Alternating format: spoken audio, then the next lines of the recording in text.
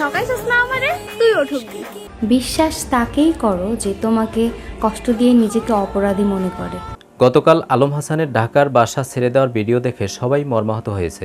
এমনকি শর্মিলার চোখ থেকেও আলম হাসানের ভিডিওটি বাদ পড়েনি। শর্মিলা আলম হাসানের ভিডিওটি দেখে সরাসরি দুঃখ প্রকাশ করে। শর্মিলা তার ফেসবুকে আলম হাসানকে নিয়ে একটি বিশাল পোস্ট করে।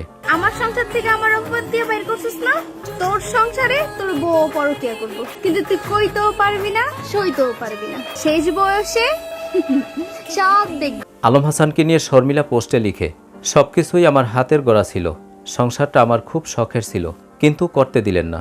অপমান আর অসম্মান করে বের করে দিলেন। পুরো দুনিয়ার কাছে আমাকে নষ্টা বানাইলেন। পবিত্র গায়ে অপবিত্র কলঙ্কের কালি লাগাইলেন। কাবিন ব্যবসায়ী সহ আরও কত কিছু বানাইলেন। আমাকে ও আমার পুরো পরিবারকে যে পরিমাণ হয়রানি করেছেন, আল্লাহ সব কিছু কড়াইগন্ডায় হিসাব নিবে।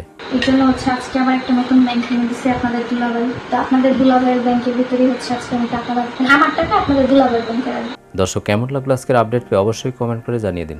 আর ভিডিওটি যদি ভালো লাগে লাইক কমেন্ট সাবস্ক্রাইব করে আমাদের পাশে থাকুন।